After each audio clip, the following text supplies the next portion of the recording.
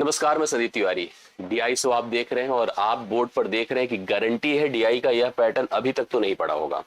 ये मैं श्योर कर रहा हूं कि अभी तक किसी ने इस पैटर्न को नहीं पढ़ा होगा। अगर पढ़ा भी होगा तो उनके परसेंटेज केवल 1 से 2 होंगे, इससे ज्यादा नहीं। अगर 100 छात्रों की बात करिएगा जो यूपी ट्रिपल एससी की तैयारी कर रहे हैं, तो मैं श्योर कर रहा हूं कि 1 से 2 लोग ही इस पैटर्न को देखे होंगे, समझे होंगे और करके आए होंगे जब भी कभी उन्हें परीक्षा में मिला होगा। बाकी 98-99% लोग इस पैटर्न को नहीं समझ पा रहे होंगे क्या इसका सिस्टम क्या है। सांख्यिकी जिसने पढ़ा है वही इस पैटर्न को समझ पाएगा जो आप आगे फेस करने चल रहे हैं। मैं जल्दी पर्दा उठा रहा हूं, लेकिन याद रखिए 2023 में यूपी ट्रिपल एससी का फॉरेस्ट गार्ड का एग्जाम हुआ था और उस फॉरेस्ट गार्ड के एग्जाम में यह डीआई आपको फेस करने को मिली थी। मैक्सिमम छात्र जो हमसे मिले थे उन्होंने छोड़ दिया था और उस समय भी इस सवाल को लेकर के बहुत कंफ्यूजन था। एक्चुअली यह पूरी तरह से सांख्यिकी का अप्रोच है और सांख्यिकी में जिसने संचयी बारंबारता को अच्छे से पढ़ा है, समझा, वही इस सवाल पैटर्न को पढ़ सकता है। अब आपके ऊपर डिपेंड करता है कि मैं पहले सवाल आपको दिखा दूं, हालांकि साल तो नहीं तुरंत करा पाऊंगा, लेकिन दिखा दूं। दिखाने के बाद पहले मैं इसका कुछ बेसिक समझा दूं, तब मैं सवाल के सोल्यूशन पर आपको लेकर चलूं। तो 25 की प्रिपरेशन कर रहे हैं, इस तरह के पैटर्न को बिल्कुल समझिए और मेरा इंट्यूशन कभी गलत नहीं होता इन मामलों में, मैं एकदम श्योर हूं। शायद ये आपको किसी शिफ्ट में 25 में देखने को मिल जाए या इस तरह का अप्रोच आपको देखने को मिल जाए, तो आप उसमें सही कराएं, यही मेरी कोशिश है और इसी तरह से मैं सोच रहा हूं। वीडियो सेशन को आप अपने मेरे कहने पर लाइक करते चला करिए, शेयर करते चला करिए। डिस्क्रिप्शन में टेलीग्राम ग्रुप है, उसको ज्वाइन कर लीजिए, जिससे कि हम जितनी भी कनेक्टिविटीज हैं आपको हम उसमें शामिल कर सके। पैटर्न कैसा लगा अंत में जरूर बता देना हमें पढ़ने के बाद, जिससे कि हम भी थोड़ा सा कॉन्फिडेंस में आए और आपको उसी हिसाब से और आगे प्रिपेयर करने का प्लान करें और आगे आपके लिए बेहतर कुछ सोचें। इसलिए आपको जरूर लाइक शेयर करने चाहिए और अपने फीडबैक और सुझाव जरूर देने चाहिए। सबसे पहले मैं सवाल पढ़ा देता हूँ, एकदम कंफ्यूजन का भरा सवाल है। मैंने ऐसे डायरेक्टली सवाल लिया है पेपर से, पेपर में जो था उसी तरह से संख्या दी है, मैंने कोई टाइप वाइप नहीं करा है, ना तो मैं करा पाऊंगा। ठीक है, मैं ऐसे जैसे पढ़ा रहा हूँ ऐसे पढ़िएगा। एक तालिका दी गई है, निम्नलिखित तालिका का अध्ययन करें और प्रश्नों का उत्तर दें। मैं बहुत मेहनत करता हूँ इन सब चीजों के लिए, आप विश्वास मानो ना मानो, मैं बनता हूँ, बनाता हूँ, फिगर बनाता हूँ, मतलब अपने स्तर पे जो हो सकता है करता हूँ। एक परीक्षा में 2 विषय हैं, एक का नाम संस्कृत और दूसरे का नाम कंप्यूटर। दोनों एक दूसरे से एकदम विपरीत और डिफरेंट सब्जेक्ट होते हैं। में प्राप्त अंकों के आधार पर 100 छात्र, टोटल 100 छात्रों का वर्गीकरण किया गया है, मतलब उनका क्लासिफिकेशन किया गया है।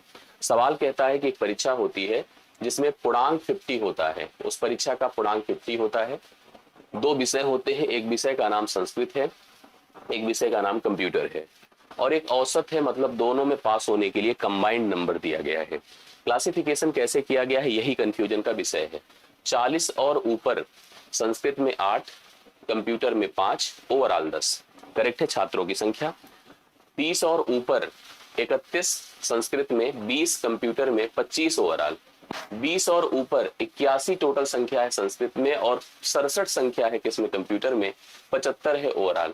10 और ऊपर 91 ए है, 80 ए है और 85 ओवरऑल है, बाकी 100 टोटल दिया गया है। अब ये बड़ा अजीब सा लगता है, जैसे मैं आपसे कहूं कि 30 से अधिक नंबर पाने वाले, 40 से अधिक नंबर पाने वाले। अब आपसे मैं अगर कहूं कि संस्कृत में जिन बच्चों ने 40 से या उससे अधिक नंबर प्राप्त किया है, तो आप क्या कहोगे? 8। बोलो क्या कहेंगे? 8। मैं कहूं कि जिस बच्चे ने, अब 40 या उससे अधिक का मतलब क्या होता है? अब 40 या उससे अधिक का मतलब तो बहुत कुछ हो सकता है। हालांकि पूर्णांक अगर 50 है तो इतना लिमिट तो सेट ही कर सकते हो, 40 या उससे अधिक का मतलब 40 से 85 होगा ना, 40 से 85 बोलोगे। अगर 30 और उससे अधिक बोला है तो 30 से अधिक का मतलब 30 से 50 होता है। लेकिन यहां पर हम 30 से अधिक का मतलब क्या सोचेंगे, ये हमको क्लियर नहीं हो पाएगा। यहां पर इन आंकड़ों को हम बारंबारता बोले, फ्रीक्वेंसी बोले कि संचयी बारंबारता बोले, ये समझ में नहीं आ रहा है। इसके लिए मैं आपको कुछ पैटर्न पहले समझाना चाहता हूं, जो आपको बहुत ध्यान से मन लगाकर सुनना समझना पड़ेगा, तब शायद हो सकता है कि कुछ क्लियरिटी आए। बिना अगर ऐसे सोचो सरसरी नजर से पढ़ लें, मुझे जहां तक लगता है कि मैक्सिमम लोगों को इसको 2-3 बार देखना पड़ेगा। आप 2-3 बार बिना देखे इसको समझ नहीं पाएंगे। एक बार में हो सकता है कुछ कॉन्फिडेंस आए, फिर हो सकता है और आए थोड़ा सा, मतलब इस क्लियरिटी के लिए आपको 2-3 बार इसको पढ़ना होगा। चलिए हम करते हैं।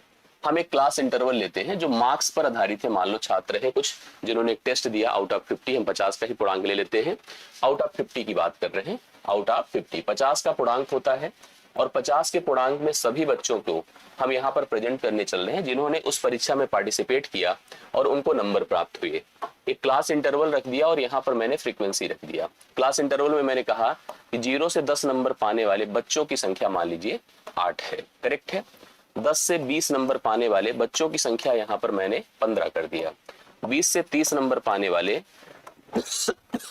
बच्चों की संख्या 7 है। 30 से 40 नंबर पाने वाले बच्चों की संख्या यहां पर मैंने 23 कर दिया, और 40 से 50 नंबर पाने वाले यहां पर बच्चों की संख्या मैंने 40 से 50 नंबर पाने वाले बच्चों की संख्या 23 7 30 कर दिया। 30 और 15 8 23 और 53 हो रहा। चलिए कुछ ऐसा करते हैं जिससे कि थोड़ा सा आसान आंकड़ा बने। 17 बच्चे हैं।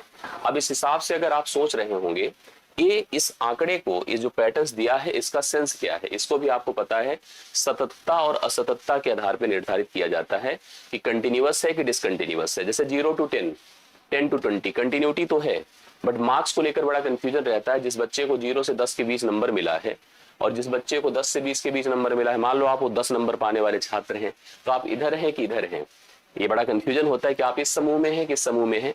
तो आपको बता दो कि यह जो है एक्सक्लूसिव होता है, मतलब आप 10 नंबर पाने वाले हैं तो यहाँ है, यहाँ नहीं है। इस बात को समझने की कोशिश करिएगा, उसी आधार पर निर्धारण किया जाता है। फिलहाल अभी हमें उससे मतलब नहीं है। मतलब यह है कि हमारे स्कूल में 0 से 10 नंबर पाने वाले बच्चों की संख्या 8 है, 10 से 20 पाने वाले 15 हैं, 20 से 30 पाने वाले 7 हैं, 30 से 40 पाने वाले 23 हैं, 40 से 50 पाने वाले 17 हैं। आप यूपी ट्रिपल पेड देख रहे हैं ना, आप जब लेखपाल का पेपर देखोगे तो आपके लिए सांख्यिकी बहुत इंपॉर्टेंट हिस्सा रहेगा, और सांख्यिकी में इन सब चीजों को बहुत ही क्लियर और स्पष्ट पढ़ाया जाता है। अब यहीं पर एक और वर्ड होता है जिसको कहते हैं सीएफ। सीएफ को हम लोग अंग्रेजी में कहते हैं क्यूमुलेटिव फ्रीक्वेंसी। सीएफ को क्या कहते हैं? Cumulative frequency. Cumulative frequency Hindi में इसको कहते हैं हम लोग यहाँ पर संचयी बारंबारता। ठीक है, संचयी बारंबारता। संचयी बारंबारता का मतलब होता है कि अब आपको मैं अभी दिखाऊंगा क्या मैं डिफिनेशन दूं यहाँ पर। एक्चुअली संचयी बारंबारता दो प्रकार की होती है। जो क्यूमुलेटिव फ्रीक्वेंसी होती है सीएफ, वो दो प्रकार की होती है। एक एलसीएफ होती है और एक एमसीएफ होती है। एलसीएफ का मतलब होता है लेस देन क्यूमुलेटिव फ्रीक्वेंसी। ठीक है, less than cumulative frequency CF कहते हैं। और एमसीएफ का मतलब होता है more than cumulative frequency. More than cumulative frequency. इसी से अगर आपको याद होगा तो एक जब सांख्यिकी किसी ने पढ़ा होगा तो ओजाइव बनता है। हालांकि लिखा ओगिव होता है, लेकिन प्रोनाउंसिएशन मैंने गूगल से भी कई बार पूछा तो उसने भी कहा नहीं नहीं इसका मतलब ओजाइव होता है।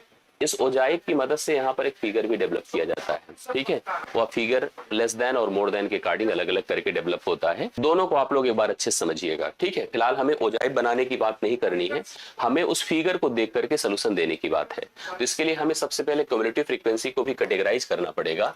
मैंने कहा लेस देन, एलसीएफ पहले डेवलप करते हैं, फिर बाद में एमसीएफ भी आपको बताते हैं कि एमसीएफ क्या होता है। करेक्ट है, फिर उसी आधार पर फ्रीक्वेंसी कैसे डेवलप होती है इनकी भी बात हम लोग करते हैं। एलसीएफ कहता है क्या? एलसीएफ हमसे कहता है कि 0 से 10 नंबर पाने वाले, देखो जैसे इसने हमसे कहा कि 0 से 10, अभी ऐसे फ्रीक्वेंसी देखो क्या कहती है और एलसीएफ और एमसीएफ क्या कहते हैं, दोनों में फर्क क्या होता है। फ्रीक्वेंसी कहती है 0 से 10 नंबर पाने वाले बच्चों की संख्या 8 है। एलसीएफ कहता है कि 10 से कम नंबर पाने वाले बच्चों की संख्या क्या है। यहाँ पर वो हाईएस्ट पर जाता है, जब एलसीएफ होता है तो हाईएस्ट पर जाता है और कहता है कि 10 से कम नंबर पाने वाले बच्चों की संख्या क्या है। तो 10 से कम पाने वाले का मतलब ये होता है कि 10 से कम मतलब ये संख्या जो 8 लिखी है वही 8 यहाँ पर भी डेवलप हो जाती है। फिर एलसीएफ कहता है कि 20 से कम पाने वाले बच्चों की संख्या क्या होगी। भाई 20 से शुरू करोगे और अंत कहाँ होगा? 0 पर होगा। तो 20 से 10 15 और 10 से 0 8, 15 8 कितना होता है? 23। इसी प्रकार से हमसे कहेगा 30 से कम अंक पाने वाले बच्चों की संख्या क्या होगी। तो 30 से कम का मतलब 30 से 20, 20 से 10, 10 से 0। तो इसको भी इसमें जोड़ेंगे तो आपका कितना हो जाएगा पता है? 30 हो जाएगा। ऐसे 40 से कम अंक पाने वाले बच्चों की संख्या क्या होगी? तो 40 से 30, 30 से 20, 20 से 10, 10 से 0। तो इसको 23 यहाँ पर जोड़ दे तो कितना हो जाता है? 53 हो जाता है। ठीक है, जोड़ दिया। ऐसे अगर हमसे कहें 50 से कम तो का मतलब होता है 50 से 0। तो 50 से 40, 40 से 30, 30 से 20, 20 से 10, 10 से 0। ओवरऑल अगर हम इसको जोड़ेंगे तो यह संख्या हो जाएगी पता है? 70। जोड़ के देखिए 70। इसका मतलब मैं ये भी आपको श्योर कर रहा हूं, आप ओवरऑल जोड़ लीजिएगा फ्रीक्वेंसी मतलब सम ऑफ ऑब्जर्वेशन, ये सभी छात्रों की संख्या यहाँ 70 ही होगी। चाहे आप इसको जोड़कर देख लीजिएगा 70 ही आ रहा होगा, 70 आ रहा होगा। ये होता है एलसीएफ। हमारे कभी कभी किसी आंकड़े में जब हम सांख्यिकी प्योर सांख्यिकी पढ़ते हैं तो हमें संचयी बारंबारता दी जाती है। अब ये फ्रीक्वेंसी थोड़ी होती है, ये तो ये हो जाता है कि 10 से कम नंबर पाने वाले, 20 से कम नंबर पाने वाले, 30 से कम नंबर पाने वाले, 40 से कम नंबर पाने वाले छात्रों की संख्या दी गई है। एनसीएफ क्या कहता है? जिसे हम मोर देन क्यूमुलेटिव फ्रीक्वेंसी कहते हैं। मोर देन और लेस देन में देखिए फर्क क्या होता है, आप इसको समझिएगा। मतलब एक चीज आपको यहाँ शॉर्ट समझना चाहिए था, जैसे क्या कि अगर मान लो हमको डायरेक्ट एलसीएफ बनाना था तो जो पहले की फ्रीक्वेंसी है वही एलसीएफ है। दूसरे में क्या करना था, इसमें लाकर जोड़ना था, जोड़ी देखिए यहां पहुंच गए, इसमें लाकर जोड़ी यहां पहुंच गए, इसमें लाकर जोड़ी यहां पहुंच गए, इसमें लाकर जोड़ी यहां पहुंच गए। सिंपल बात है। यस। अब आते हैं एमसीएफ पर। एमसीएफ का मतलब होता है more than cumulative frequency. More than कैसे काम करती है, हम जैसे पीछे जब एलसीएफ पढ़ रहे थे तो मैंने कहा था 10 से कम नंबर पाने वाले बच्चे, और मोर देन जब हम पढ़ेंगे तो हम कहेंगे 0 से अधिक नंबर पाने वाले बच्चे। अब 0 से अधिक पाने वाले कुल बच्चों की संख्या बताओ कितना है, 70 है। तो यहाँ पे हम लिखेंगे 70। क्या लिखेंगे, 70। फिर हम आपसे कहेंगे 10 से कम नंबर, 10 से अधिक पाने वाले, तो 10 से अधिक पाने का मतलब ये होता है कि आपको 0 से 10 हटाना पड़ेगा, 70 से 8 घटाना पड़ेगा तो 62 हो जाएगा। कैसे किया, 70 से 8 घटाया तो 62 हो गया। फिर हम आपसे कहेंगे 20 से अधिक पाने वाले, मतलब इन दोनों को 70 से घटाना पड़ेगा, 23 को घटाना पड़ेगा, या 62 से 15 घटा दो, तो 62 से 15 घटा दो, 12 से 5 कितना होता है 7, और 5 से 1 कितना होता है 4, 47 हो जाएगा। इसी प्रकार से हम आपसे कहेंगे कि 20 से अधिक नंबर पाने वाले, तो 20 से अधिक नंबर पाने का मतलब 20 से 50 जाना होता है, और ऐसी केस में 47 से 7 घटा दो, ये 40 हो जाता है। ऐसे फाइनली हम आपसे कहेंगे 30 से अधिक पाने वाले कितने बच्चे हैं टोटल यहाँ पर, तो इसका मतलब यहाँ 40 से कितना घटाना पड़ेगा 23, और यह संख्या 17 इसी के बराबर देखिए यहाँ पर हो गई। समझ रहे हैं। तो आपको अगर जब एमसीएफ करना होता है, मोर देन क्यूमुलेटिव, मतलब करने से ज्यादा थीम को समझना है, करने से ज्यादा थीम को समझना है। जैसे अगर मान लीजिए हमने कहा कि हमें एमसीएफ मोर देन क्यूमुलेटिव बतानी है, मतलब 10 से अधिक, सॉरी 0 से अधिक, 10 से कम तो एलसीएफ होगा, 0 से अधिक तो टोटल संख्या कितनी थी 70। फिर हम कहेंगे 10 से अधिक, तो 70 से 8 घटाया 62। फिर हम ऐसे ही 62 से 15 घटाएंगे 47, 47 से 7 घटाएंगे 40, 40 से 23 घटाएंगे 17, और फाइनली यही रुक जाएंगे। ये समझ रहे हैं आप लोग। तो यहाँ पर देखो ये चीज जहां पे एंड होती थी वही शुरुआत होती है, लेकिन इसकी और इसकी थॉट बिल्कुल अलग अलग होती है। अब मान लो अगर किसी फिगर में हम आपको ये कहते, जैसे हमने लिख दिया, सपोज करो यही लिख दिया 0 से 10, या हम इसको देखो ऐसे भी कह सकते थे, हम कहते कि 0 से अधिक, 0 से अधिक, ध्यान से देखिएगा, अगर पूर्णांक 50 का है, 50 का पूर्णांक है, 50 का पूर्णांक है, और मैंने कहा 0 से अधिक, फिर हम कह रहे हैं 10 से अधिक, ध्यान से देखिएगा यही सवाल की थीम है जो हम लोग वहां सवाल पढ़ रहे हैं। फिर हम कह रहे हैं 20 से अधिक, 20 से अधिक, अभी आपको यहीं से क्लियर हो जाएगा। फिर कहेंगे 30 से अधिक, ठीक है 30 से अधिक, फिर हम कहेंगे 40 से अधिक, 40 से अधिक, और फिर फाइनली वही पूर्णांक पर हम पहुंच जाएंगे। इन सब लाइन का अर्थ देखिए। अच्छा, इन वैल्यूज को जैसे इसने प्रेजेंट किया है, लेकिन उसके पहले आप सोचो 0 से अधिक का मतलब, अगर क्योंकि अगला अधिक 10 से है तो 0 से 10 होगा, ये क्या होगा 0 से 10, 10 से अधिक बोला है, अगला 20 से है तो यह 10 से 20 होगा। ऐसे ही अगर हमने कहा 20 से अधिक तो अगला 30 से है तो यह 20 से 30 होगा। इसी प्रकार कह रहा 30 से अधिक तो 30 से 40 होगा। ऐसे यह कह रहा है तो 40 से 50 होगा। इस प्रकार से हमने प्रेजेंट कर दिया। 0 से 10, 10 से 20, 20 से 30, 30 से 40, 40 से 50 कर दिया। अब इतना जैसे ही हो गया, इसके सामने देखिए क्यूमुलेटिव फ्रीक्वेंसी में लिख रहा हूं। यहां पर अगर इनके साथ कोई आंकड़ा दे देगा तो उसकी फ्रीक्वेंसी नहीं मानी जाएगी। समझ रहे हैं। अगर हमको उसने 0 से अधिक बोला और 0 से अधिक में उसने लिख दिया 70, क्या लिख दिया 70, ये 70 लिख दिया। इसके बाद इधर इसने 62, 47, 40, 62, 47, 40, और फाइनली देखो कितना था इसके पहले हमारे पास 17। इस प्रकार से हमने यहाँ पर आंकड़ों को लिखा। ये 17 देखो यहाँ पर अपने सामने है 17। तो दरअसल जो वैल्यू अभी लिखी गई है ये एमसीएफ है, ये मोर देन क्यूमुलेटिव फ्रीक्वेंसी है, ये आपकी फ्रीक्वेंसी नहीं है। तो ऐसी केस में हम लोग फ्रीक्वेंसी फाइंड करनी है। क्या फाइंड करनी है? फ्रीक्वेंसी। फ्रीक्वेंसी देखो कैसे निकलेगी, जैसे मैंने पीछे आपको समझाया था उसको समझिएगा। फ्रीक्वेंसी मतलब ये बताना चाहता हूं कि 0 से 10 में कितने बच्चे हैं, इसके लिए आपको इसका डिफरेंस करना होगा। डिफरेंस करेंगे तो 8 होगा। मैंने यही तो किया था, 70 से 8 घटाया था तो अगला 62 आया था। फिर आपको क्या करना पड़ेगा, आप समझते चलिएगा। इससे इसका डिफरेंस करना पड़ेगा। 12 से 7 5 होता है, और यहाँ पर 5 से 4 15 हो गया। अब आप देख रहे होंगे तो वही फ्रीक्वेंसी जो यहाँ ऑलरेडी लिखी थी वही बनती जा रही, वही बनेगी भी, देखिएगा आगे। फिर आप इससे इसको घटा दो तो यहाँ पर कितना होगा 27 होगा। इससे इसको घटा दो तो 40 से 13 17 तो 23 हो गया। फाइनली अगर हम लोग यहाँ पर अंतिम लिखे हैं तो ये अंतिम कितना हो जाएगा 17। इसमें कोई डाउट नहीं, कोई चेंज नहीं होगा। अब आप देख लीजिए, यह फ्रीक्वेंसी थी जिस फ्रीक्वेंसी से इस एलसीएफ एमसीएफ को प्राप्त किया था। इसी तरह से एलसीएफ वाला भी प्राप्त किया जा सकता है जो हमने दिया है, बट अपना जो सवाल हमको फॉरेस्ट गार्ड का दिया है उसमें एमसीएफ ओरिएंटेड है।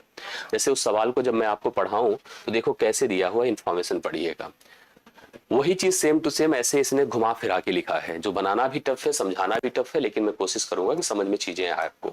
लिखा देखो, यहां से पढ़ो, वहां से नहीं पढ़ोगे। 0 और ऊपर मतलब 0 से 10 बोल रहा है, 10 और ऊपर मतलब 10 से 20 बोल रहा है, ठीक है। 20 और ऊपर मतलब 20 से 30 बोल रहा है, 30 से 40 बोल रहा है, और फाइनली 40 से 50 बोल रहा है, क्योंकि पूर्णांक ही बताओ कितना है, 50 से अधिक है। अब यहां पर अगर बात फ्रीक्वेंसीज की होगी एमसीएफ की, तो इसकी संख्या कितनी है, 100 है। अगर इसकी संख्या 100 है तो इसकी फ्रीक्वेंसी कितनी है पता है, 8 है, क्योंकि सॉरी 9 है, क्योंकि यहां से हम इसको क्या कर सकते हैं, मतलब बारंबारता की बात करो तो इन दोनों का डिफरेंस कर दो, 9 होगा, ठीक है। ऐसे इसका जो इसकी फ्रीक्वेंसी क्या होगी, 10 होगी, इसकी फ्रीक्वेंसी क्या होगी, 50 होगी, इसकी फ्रीक्वेंसी क्या होगी, 23 होगी, और फाइनली इसकी फ्रीक्वेंसी तो 8 ही होगी। अब आप जोड़ के देखिएगा सबको 100 ही आया होगा, टोटल ऐड करके देखो तो आपको कंफर्म हो जाएगा। जैसे आप यहाँ पर ट्राई कर लीजिएगा, 50 10 60 है, और 23 9 31 31 8 आपका कितना है, देखिए 23 9 32 8 40 60 40 100 है। इसी प्रकार से सबकी जो हमें संचयी बारंबारता मोर देन क्यूमुलेटिव के रूप में दिया है, उससे हम उन सभी की बारंबारता को डेवलप कर सकते हैं। अब इसी को मैं एक फिगर से पहले आपको प्रेजेंट करके दे देता हूं। तब ये जो फिगर था, सवाल यही था, ये सवाल को मैंने ऐसे थोड़ा प्लान करके बना दिया था। ये सभी की मतलब, क्योंकि हमारे पास आंकड़े भी 3 थे, 2 नहीं थे, एक नहीं था, संस्कृत था, कंप्यूटर था, औसत था, कंबाइन जो पास होने के लिए था। देखो ये जो दिया है, पहले तो आप ऐसे प्रेजेंट करो, यह 0 से 10 है, ये क्या है 10 से 20 है, ठीक है, ये क्या है 20 से 30 है। अब इसको थोड़ा बना के जैसे जब हम लोग लिखते हैं तो और स्पष्ट होता है। ये 30 और ऊपर है 30 से 40 है, ये 40 से 50 है।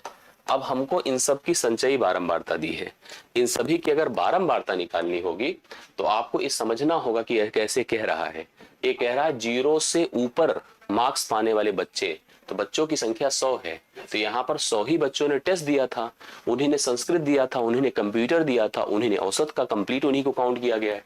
इससे इसको घटा दे तो 9 होगा, इससे इसको घटा दे तो 10 होगा, इसकी बारंबारता 10 हो गई, इससे इसको घटा दे तो 50 हो गई, यहाँ पर बारंबारता 50 हो गई, इससे इसको घटा दे 23 हो गई, और यह फाइनली 8 ही रहेगा, ठीक है, अंतिम वही रहेगा। सबकी बारंबारताएं निकाल दी। इसी तरह से इनकी बारंबारताओं की बात करो, इससे इसको घटा दो यह 20 होगा, इससे इसको घटा दो तो कितना होगा, यहाँ पर 10 से 7 3 होता है, और उसके बाद 9 से 6, 10 से 7 3 होता है, और 7 से 6 1 होता है, 13 कर दो। इससे इसको घटा देते हैं तो यहाँ पर 7 होगा, और 6 से 2 4 होगा, इससे इसको घटा दे तो 15 होगा, ये 5 होगा, और यह फाइनली 5 ही रहेगा। ये इन सबकी बारंबारता आ गई। ऐसे इसकी बारंबारता देखो, संचयी बारंबारता, बारंबारता का फर्क समझ नहीं आया फिर रिपीट करना, मैंने कहा ना, तो शुरू से ही हो सकता है 2 बार आपको देखना पड़े, तो हो सकता है एक ही बार में क्लियर हो रही, कमेंट करके बता देना हमें सभी लोग। इसकी बारंबारता करना है तो यहाँ 15 आएगा, यहाँ की बारंबारता करना है 10 आएगा, यहाँ की बारंबारता करना है 50 आएगा, यहाँ की बारंबारता करना है 15 आएगा, और ये फाइनली अपने आप में 10 ही रहेगा। इस प्रकार से मैंने सबकी बारंबारताएं यहाँ पर कैलकुलेट कर दी। बारंबारता से क्लियरिटी हो जाती है, संख्या की स्पष्टता होती है। जैसे मैं ये कहूंगा कि 0 से 10 नंबर पाने वाले संस्कृत में बच्चे कितने हैं बताओ, यहाँ पर 10 है, 9 है। 10 से 20 नंबर पाने वाले संस्कृत में बच्चों की संख्या 10 है, 91 नहीं है। 20 से 30 पाने वाले बच्चों की संख्या संस्कृत में 50 है, 30 से 40 पाने वाले बच्चों की संख्या 23 है, और 40 से 50 पाने वाले संख्या 8 है। ऐसे कंप्यूटर का ऐसे एवरेज हम डिफाइन कर सकते हैं। अब अगर कॉन्सेप्ट क्लियर हो गया होगा तो निश्चित तौर पर सवाल भी सॉल्व हो जाएंगे, इस पे कोई डाउट नहीं है। और आप देखिएगा तो आपको बड़े बड़े सवाल बहुत ही आसान लगने लगेंगे। आइए सवाल पर चलते हैं, इस कंडीशन पर देखते हैं कैसे सोल्यूशन उसका बनता है। एकदम आसान कर देते हैं, एकदम इजीली सोल्यूशन हम लोग प्रत्येक सवाल का करने की कोशिश करते हैं। पहला क्वेश्चन आपके सामने देखिए, इस कंडीशन पर आता है, कह रहा है कंप्यूटर में कट ऑफ। आप फिगर देखकर समझ गए होंगे, मैंने सब कुछ एक्सप्लेन कर दिया था कैसे कैसे स्थिति बनती है। मैंने जब ये कंडीशनल वाला फिगर आपको दिया है तो उसमें मैंने आपको स्पष्ट कर दिया था कि यहाँ पर कैसे कौन संचयी बारंबारता है और कौन बारंबारता है, कौन संख्या को दर्शा रही है, कौन संख्या को नहीं दर्शा रही है। आइए सवाल को पढ़ते हैं। कंप्यूटर में जो कट ऑफ है, कट ऑफ का मतलब होता है पास होने के लिए मिनिमम अंक, निर्धारित न्यूनतम अंक के रूप में 30 है। मतलब इसका अर्थ हो गया कोई छात्र अगर 30 या उससे अधिक अंक पाएगा तो परीक्षा में पास हो जाएगा। कुल मिलाकर मतलब जो एवरेज दिया है उसे कुल मिलाकर कहा जाएगा, उसमें भी कट ऑफ अंक के रूप में 30 ही है। वहां पर भी संख्या 30, मतलब अगर कोई 30 नंबर पाएगा या उससे अधिक पाएगा, कट ऑफ का मतलब तो यही होता है ना कि 30 आपने पाया, अगर 30 के ऊपर भी पा रहे हैं तो पास है, बट 30 के बिलो है तो फेल है, ये स्थिति है। तो इसने कहा कि कंप्यूटर में भी कट ऑफ 30 है और कुल मिलाकर भी कट ऑफ 30 है, तो दोनों में उत्तीर्ण छात्रों की संख्या के बीच का अंतर बता दो कितना है। बहुत बढ़िया, देखिए सवाल हम लोग इजीली हल कर सकते हैं। ये कंप्यूटर है, मैंने कहा 30 और ऊपर, 30 और ऊपर का मतलब कुल संख्या कितनी है, 20 है। 30 और ऊपर का मतलब कुल संख्या 20 है। यहां बोला है औसत में कुल संख्या कितनी है, 25 है, 30 और ऊपर। तो अब ये मत सोचिएगा 30 और ऊपर का मतलब 30 से 40 के बीच की संख्या 25 है। 30 से 40 के बीच की संख्या तो 15 ही होगी। अगर आप देखो 30 से 40 के बीच की संख्या 15 ही होगी। फिर हम 40 से 50 की संख्या 5 लेंगे तो 15 5 20 तो होगा ही ना, इसी के बराबर। अगर हम कह दें कि यहां पर इसकी बात करो, अगर हमें कह दे 30 से 40 में, तो 30 से 40 में तो 15 ही संख्या होगी। फिर 40 से 50 में 10 होगी, तो मतलब संख्या 5 होगी।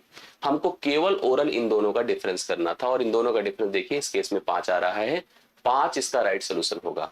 मतलब 30 या उससे अधिक अंक पाने वाले कंप्यूटर में छात्रों की संख्या 20 है, या 30 या उससे अधिक अंक पाने वाले कुल में छात्रों की संख्या 25 है। 25 और 20 का जो अंतर है उसका डिफरेंस यहाँ पर सिंपली 5 है। तो 5 राइट सोल्यूशन लिखिएगा, सी ऑप्शन करेक्ट आंसर है। सी ऑप्शन प्लीज सभी लोग उतार लीजिएगा, इस सवाल का राइट सोल्यूशन है, आप सभी लोग कंफर्म कर लीजिएगा। नेक्स्ट क्वेश्चन देखिए क्या है। यदि संस्कृत में उच्च अध्ययन के लिए, जैसे अगर संस्कृत की जो परीक्षा हुई थी, इसमें छात्र ने एक परफॉर्मेंस दिया, लेकिन कह रहा अगर उच्च स्कोर, उच्च पढ़ाई के लिए, जैसे हायर स्टडीज के लिए, अगर छात्र को कम से कम, जैसे बहुत सारे आपने देखे होंगे कि उन कोर्सेस में जाने के लिए एक मिनिमम एलिजिबिलिटी होता है, कम से कम इतना आपका कोर्स होना चाहिए, या इतने आप ग्रेजुएट हो, पोस्ट ग्रेजुएट हो, और साथ साथ आपका परसेंटेज भी एग्रीगेट देखा जाता है। यहाँ भी कहा गया अगर संस्कृत में उच्च अध्ययन के लिए कम से कम 60% अंक लाना आवश्यक है, तो कितने छात्र संस्कृत में उच्च अध्ययन के लिए पात्र होंगे। अब आपने अगर परीक्षा का पूर्णांक देखा तो पूर्णांक कितना था बताओ, 50 था। 50 में कम से कम 60% अंक लाना, मतलब 60/100 कर देना। 60/100 का मतलब क्या होता है, 2 जीरो खत्म होता है, 5 छंगे 30, मतलब कम से कम अगर आपको 30 नंबर मिलेगा तब तो आप उच्च अध्ययन के लिए आगे प्रमोटेड है, नहीं तो प्रमोटेड नहीं है। जिन छात्रों को 30 या उससे अधिक अंक मिलेगा संस्कृत विषय में, वही छात्र आगे बढ़ करके पढ़ाई के लिए जा सकते हैं। तो संस्कृत में 30 या अधिक में छात्रों की संख्या कितनी है, 31 है।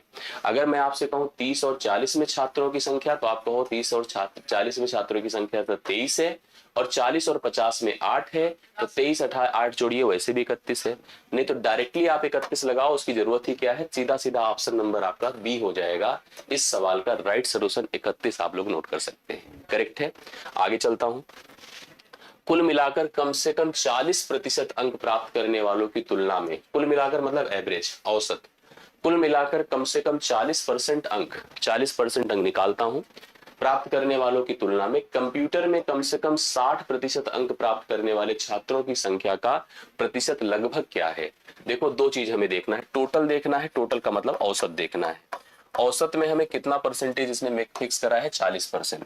पूर्णांक तो आपका 50 ही था, तो 50 का 40% कर दो, 50 का 40% हो गया 20, मतलब कम से कम 20 अंक, कम से कम 20 अंक। ये हो गया कुल का, औसत का।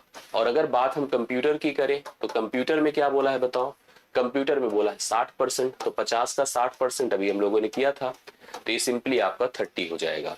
तो यहाँ पर दो विषय है, एक तो कुल का है, दूसरा कंप्यूटर का है। सवाल कहता है कुल मिलाकर कम से कम 40% अंक प्राप्त करने की तुलना में, कुल मिलाकर कम से कम 40% अंक प्राप्त करने की तुलना में, अर्थात कम से कम 20 अंक प्राप्त करने की, अर्थात 20 या उससे अधिक अंक प्राप्त करने की तुलना में 20 या उससे अधिक अंक प्राप्त करने वाले कुल मिलाकर छात्रों की संख्या 75 थी, जबकि कंप्यूटर में कुल मिलाकर 30 या उससे अधिक अंक प्राप्त करने वाले छात्रों की संख्या कितनी थी, 20 थी। दो चीजें हमें काउंट करनी है, कुल का वह छात्र समूह जो 20 या उससे अधिक पाया है, तो 20 क्यों, क्योंकि 40% ही कंसीडरेबल है, और दूसरा कंप्यूटर का वह छात्र समूह जो 30 या उससे अधिक प्राप्त किया, उनकी संख्या 20 है। सवाल कहता है कुल मिलाकर कम से कम 40% या अधिक अंक प्राप्त करने वालों की तुलना में जो कंप्यूटर में 60% मतलब 30 या उससे अधिक अंक प्राप्त करने वाले छात्रों की संख्या का प्रतिशत लगभग कितना है। कैसे करेंगे इसको, मतलब इस वैल्यू को मुझे परसेंट बनाना है, किसका बनाना है, इसका बनाना है। 5 चौके 20 होता है, 5 15 बार 75 होता है। 4 को परसेंट कन्वर्ट करना है 15 का, तो जिसको परसेंट करना होता है उसको 100 से गुणा करते हैं और जिसका करना होता है उससे भाग करते हैं। 5 तिया 15 होता है, 5 बिसाम में 100 होता है। 20 चौके 80/3 है, 3 से भाग करिए, 3 दूना 6, 2 जीरो, 3 छंगे 18, 26.67। नियरर की बात करो तो 27% इसका राइट सोल्यूशन होगा। 26.67 वैसे भी अगर ऊपर पूर्णांक में कंसीडर होगा तो अगर हम ऑप्शन में 26 भी देते तब भी आपको 27 लेना पड़ता, भले 26.67 है, क्योंकि 6 है दशमलव के बाद की वैल्यू और वह 5 से बड़ी है, तो हम नियरर पूर्णांक में जाएंगे तो 27 पर ही जाना पड़ेगा। राइट सोल्यूशन इस सवाल का आपका बी ऑप्शन है। बी ऑप्शन आप लोग कंफर्म कर सकते हैं। सवाल को एक बार और पढ़ लीजिएगा, देख लीजिएगा। नेक्स्ट क्वेश्चन पर आते हैं। कुल मिलाकर 40% से कम अंक प्राप्त करने वाले छात्रों की संख्या कितनी है? जो 40% से कम नंबर प्राप्त कर रहे हैं, बहुत ही आराम से आप बता सकते हैं। देखिएगा 40% मतलब 50 का 40%, तो 50 का 40% होगा कितना, सबको कंफर्म है। 50 का 40% मतलब परसेंट हटा 2 जीरो, आपका 20 हो गया। मतलब हमको वो छात्र समूह निकाला जो 20 या उससे कम प्राप्त किए, तो 20 या उससे अधिक प्राप्त करने वाले छात्रों की संख्या कितनी है? 75 है। और अगर टोटल की बात करा जाए तो टोटल छात्र 100 है, 100 में से 75 घटा दे तो 25 होगा। हम इसको दो तरीके से और काउंट कर सकते हैं। देखिए ऐसे, सबसे पहले मैं कह दूं कि 0 और 10, 0 से 10 के बीच, क्योंकि हमको कहां तक रहना है, हमको 40% अर्थात 20 से कम नंबर पाने वालों की तरफ जाना है। तो 20 से कम का मतलब होता है कि 0 से 10, 10 से 20, बस इतने ही दोनों ब्लॉक का हमें अमाउंट लेना है। अब आप देखो 0 से 10 अगर नंबर की बात करें तो इससे इसको घटा दे 15 हो गया, समझ रहे हैं। और 10 से 20 की बात करें तो इससे इसको घटा दे 10 हो गया। दोनों को जोड़ दे तो संख्या यहाँ पर 25 है। करेक्ट है, 25 है। हम डायरेक्ट भी कर सकते थे, 20 से अधिक पाने वाला, मतलब ऐसे कह सकते हैं 20 और ऊपर पाने वाले छात्रों की संख्या 75 है, जबकि कुल छात्रों की संख्या 100 है। 100 में से 75 घटा दो, वैसे भी आंसर आ जाता। तो आंसर आपका 25 हो जाएगा। डी ऑप्शन इस सवाल का राइट सोल्यूशन है। सभी लोग नोट कर लीजिएगा, एकदम परफेक्ट राइट सोल्यूशन है। यदि यह ज्ञात है कि कम से कम 23 छात्र, मिनिमम 23 छात्र कंप्यूटर पर संगोष्ठी के लिए पात्र हैं, एक संगोष्ठी होती है उसमें कंप्यूटर पर पात्र कम से कम 23, तो संगोष्ठी की पात्रता के लिए कंप्यूटर के न्यूनतम योग्यता अंक किस सीमा में होंगे? मतलब इसने कहा कि 23 छात्र ऐसे हैं जो कि 23 छात्र ऐसे हैं जो संगोष्ठी के लिए पात्र हैं। किसी एक कंप्यूटर का कोई सेमिनार वेबिनार होता है, उसमें 23 छात्रों को सिलेक्ट किया जाता है। अब ये जो 23 छात्र हैं ये निम्नलिखित किस ग्रुप से रिलेट करते हैं? 40 से 45 में रिलेट करेंगे, 30 से 40 में, 20 से 30 में, या 20 से नीचे के लिए रिलेट करेंगे? तो आपको इसको निर्धारित करना है। आइए हम लोग देखते हैं, कंप्यूटर का ऑब्जर्वेशन करते हैं। हमने कहा सबसे पहली चीज देखिए ध्यान से, 0 से 10 में छात्रों की संख्या कितनी है बताएं? अभी आप समझ में आ जाएगा। यहाँ पर 20 है, करेक्ट है। इसको यही फ्रीक्वेंसी यहाँ पर इंपॉर्टेंट हो गई। 10 से 20, ये 10 से 20 है, ये 0 से 10 था, ये 0 से 10 था, और 10 से 20 हो गया। 10 से 20 में यहाँ पर संख्या बताओ, 10 से 7 3 होता है, 7 से 6 एक 13 संख्या हो गई। कितनी हो गई? 13। आगे चलते हैं, ये 20 से 30 है, 20 से 30 है, और यहां पर डिफरेंस करो 7 हो जाएगा, और 6 से 2 5, 57। 57 देखो इसने लिखा है, जैसे क्या लिखा है, कम से कम 23, मतलब कम से कम का मतलब होता है एटलीस्ट, मतलब ज्यादा से ज्यादा चाहे जितना अवेलेबल आप यूज कर सकते हैं। ऐसे भी यहां भी बढ़िए तो यहां की संख्या 15 होगी यहाँ पर। तो सर्वाधिक जो हमारे पास छात्र हैं वो किस समूह से रिलेट करेंगे? वो रिलेट करेंगे 20 से 30 में। तो 20 से 30 यहाँ विकल्प आपके सामने, जिसमें उन छात्रों की संख्या जो संगोष्ठी के लिए सही में एलिजिबल हुए हैं वो कितने हैं बताओ? वो है आपके 57। और आपको कम से कम 23 का मतलब है 23 से कम नहीं होना चाहिए। 23 से अधिक तो पूरे 100 ले लो, कोई दिक्कत नहीं। किसी समूह में होते तो 100 को ही मान लेते। तो हमारी यह जो सीमा है वह सीमा आपकी, या जो आप इसे क्लास इंटरवल कहते हैं, वर्गंतराल कहते हैं, वो 20 से 30 का ग्रुप था। 20 से 30 मतलब 20 से ऊपर 30 से कम का था, जिसमें छात्रों की संख्या 57 थी। तो इस समूह को हमने कहा ना, जैसे मुझे कहा गया कि भाई तुम्हें 23 छात्र निकालने हैं एक समूह से, तो कहां से निकाल पाओगे? इनके पास 20 ही है, इनके पास 13 ही है, इनके पास 15 है, इनके पास 5, तो हमारे पास एक ही विकल्प तो है, 57 वाले समूह से निकालना पड़ेगा।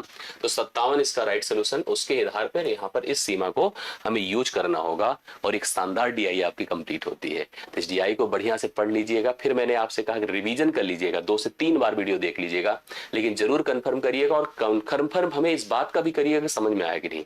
कमेंट आपके सबके आने, जितने लोग मुझे देख रहे हैं वीडियो, 10,000 लोग देखें, 20,000, जितने लोग देखें, सबके कमेंट आने चाहिए। अगर नहीं कर रहे हैं तो फिर गलत है। मैं 10,000 कमेंट चाहूंगा, कम से कम जितने लोग वीडियो अंत तक देखें वो जरूर हमें कमेंट करके बताएं कि आया कि नहीं आया। मैं इस वीडियो पर आपका कमेंट चाहता हूं। तो बाकी मुलाकात मैं अगली क्लास में करता हूं, अच्छी लगी तो लाइक भी कीजिएगा। बाकी हम नेक्स्ट क्लास में आपका फिर से वेट करेंगे, फिर से इंतजार करेंगे, फिर से उसी तरह की कनेक्टिविटी देंगे। थैंक यू सो मच, सभी को धन्यवाद।